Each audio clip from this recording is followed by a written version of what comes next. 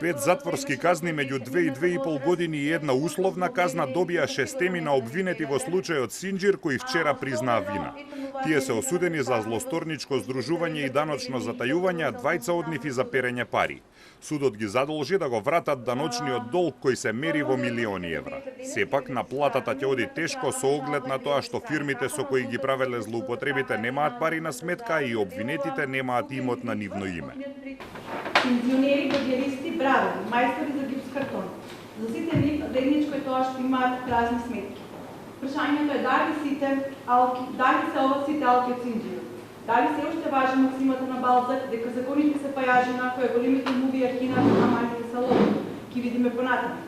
Првообвинетиот Сашо Вучков доби 2,5 години затвор. Неговите татко и мајка, на чие име отворал фирми, добија 2, односно 1 година и 11 месеци затвор. Тие ќе останат бездомници со оглед на тоа што ќе се конфискува нивната семејна куќа.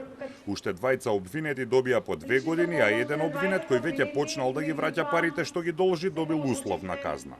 А по однос на она што го рече, дали тоа се сите алки од Синџирот, и по однос на алузијата на тоа дали крупните риби ја кинат мрежата, ситните одговараат, сметам дека судот сметаше дека ова се однесува на дел од осомничените, велам осомничените, за кои се уште не е покренато обвинение, бидејќи истите се наоѓаат во бегство. Меѓутоа, по однос на ова ќе мора сепак да ја прашате судијката. Јас не можам да зборувам во нејзино име. Можам само да ви кажам дека се уште се постапува по овој предмет.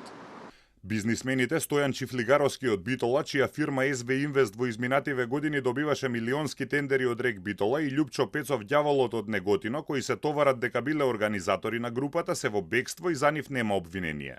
По нив се распишани меѓународни потерници. Во бегство е уште еден осомничен. Обвинителството за гонење организиран криминал и корупција првично поднесе обвинение за 22 сопственици и директори на 19 фирми кои со меѓусебно издавање на фактури за фиктивни стоки и услуги за помалку да платат или да не платат ДДВ од почетокот на 2019 до крајот на 2021 година го оштетиле буџетот за 8 милиони евра.